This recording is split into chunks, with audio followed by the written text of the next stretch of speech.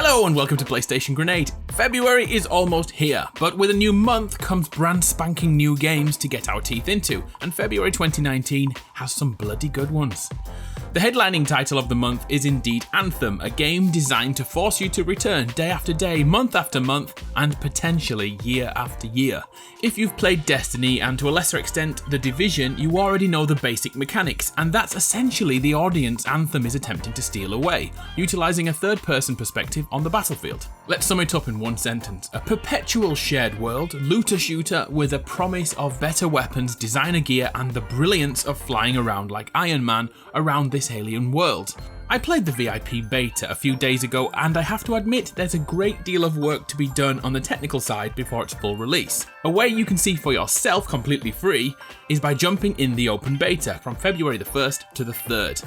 I'd love to know your thoughts. Anthem's full release drops on February 22nd on the PS4, Xbox One and PC.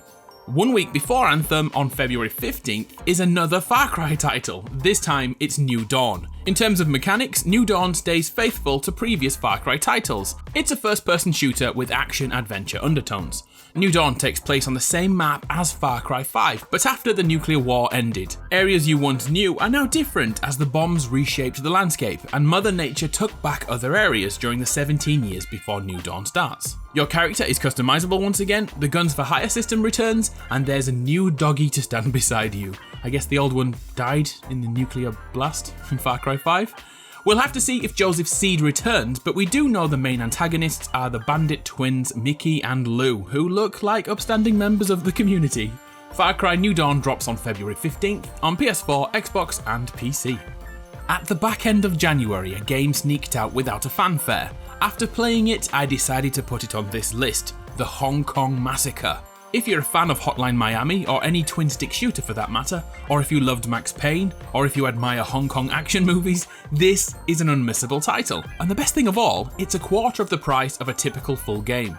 We play as a former cop seeking vengeance for his partner who was killed by the Triads. From a top-down perspective, we can slow down time to avoid enemy fire and dive and dodge like Chow Yun-Fat. In addition to each stage, our challenge is to complete unlocking new weapons. Overall, it's bloody great, it's cheap, and it's already out. The Trials series returns in February. Trials Rising continues the racing game lineage and, more importantly, keeps the ridiculous physics-breaking challenges coming. Although the game looks like it's three-dimensional, we're actually tethered to a 2D path, so we call this 2.5D. There's a few new modes to look at in Rising, a local co-op game named Tandem Bike in which two people ride the same motorbike. Please don't punch your best friend in the face when it inevitably goes wrong. We can also create courses in Trials Rising and share them with the world. Trials Rising releases on February 26th on PS4, Switch, Xbox and PC. How about a fighting game? Jump Force hits PS4, PC and Xbox this month. Using a variety of manga titles, Jump Force takes different characters and sets them up to beat the crap out of each other. Who is the best fighter? Naruto? Luffy? Who am I kidding? Goku's here. At its core, Jump Force is a 3-on-3 tag battle, and so far 39 characters spanning 16 manga series have been confirmed, with Fist of the North Star, Yu-Gi-Oh! And Bleach represented. Two brand spanking new characters are also created especially for this game. Jump Force releases on February 15th on PS4, Xbox One and PC. Have you ever tried the God Eater games? Well, the third installment releases this month on PC and is a console exclusive on PS4. Just like previous outings, God Eater remains a hack-and-slash role-playing game in which we are tasked to hunt down and murderize these hulking great monsters known as the Aragami. Our characters are equipped with arc weapons that transform into guns on the battlefield to ramp up the action. In addition, we can absorb energy from the beasts to utilize special burst moves and attacks. And the icing on the cake is that the entire game can be played cooperatively between 4 players. The assault missions, by the way, beat that by supporting 8 players simultaneously. God Eater 3 hits the Western market on February 8th. Another game on its third installment is Metro, this time named Metro Exodus, a first-person shooter with strong narrative elements based on the novels by Dmitry Glukosky. Sorry for pronouncing that so badly.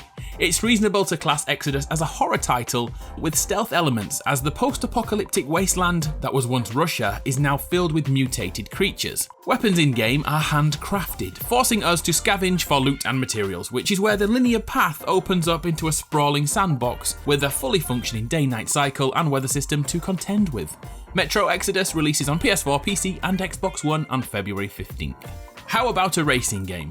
Dirt Rally 2.0 releases on February 26th and is essentially the 13th title in the Colin McRae series, which was rebranded back in 2015. As you can already tell, this is a simulation racing game with as close to real-world physics as possible, which means we can race at breakneck speeds without risking our real-world necks. The game is backed by the FIA World Rallycross Championship and takes cars and tracks from that organisation. The key improvement from yesteryear is the real-time changes in road and weather conditions, with rain, wear and tear, and your general approach all affecting the road surface, especially grip and traction. Grabbing it? Let us know in the comments. And finally, the Lego Movie Part 2! No, I'm only kidding. The Occupation completes our list this month. This game takes place over 4 real-time hours inside a suspect government building back in 1987. Just before the game begins, a terrorist has killed 23 people, but all other details must be found in the game. Instead of a health meter, any wrongdoing will be met with your 4-hour playtime being reduced, giving you less time to achieve your goals and get to the bottom of the story. And of course, there are multiple ways to achieve each goal, giving the Occupation replayability. It's genuinely trying to do something different, and for that, it deserves a spot on this list. So there we have it, 9 new games to play in February 2019. Do any take your fancy, or are you still playing Resident Evil and Kingdom Hearts from last month? I'm Adam from PlayStation Grenade. It's been a bloody pleasure. I'll see you next time.